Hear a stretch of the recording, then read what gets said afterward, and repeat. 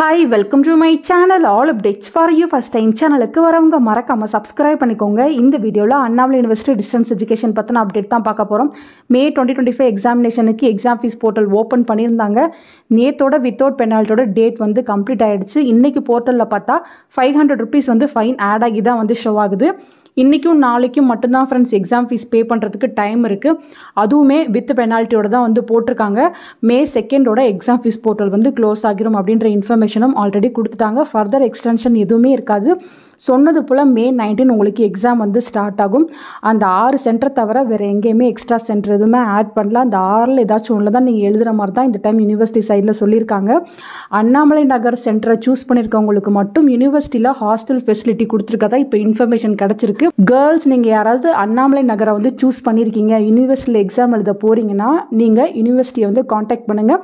யூனிவர்சிட்டியில் ஹாஸ்டல் வந்து அவைலபிளாக இருக்குது கேர்ள்ஸுக்கு மட்டும் அப்படின்ற இன்ஃபர்மேஷன் கிடச்சிருக்கு.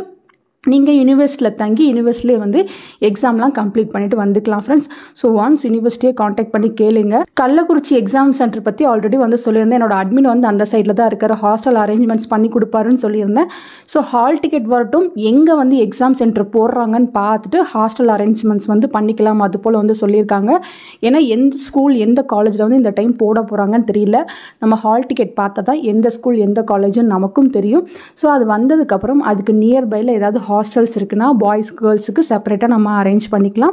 ஸோ கள்ளக்குறிச்சி சென்டர் போட்டவங்க மட்டும் கொஞ்சம் வெயிட் பண்ணுங்கள். மற்ற சென்டர்ஸ் பற்றி எனக்கு பெருசாக எதுவும் இன்ஃபர்மேஷன் தெரியாது. உங்களுக்கு ஹால் டிக்கெட் வந்ததுக்கப்புறம் நியர்பையில் ஏதாவது ஹாஸ்டல்ஸ் இருக்கான்னு சர்ச் பண்ணி பார்த்துட்டு நீங்கள் எக்ஸாம் வந்து எழுதுங்க friends. Exam fees portal close ஆகி வித்தின் 1 வீக்குள்ளே நமக்கு ஹால் டிக்கெட் வந்து வெப்சைட்டில் போட்டுருவாங்க.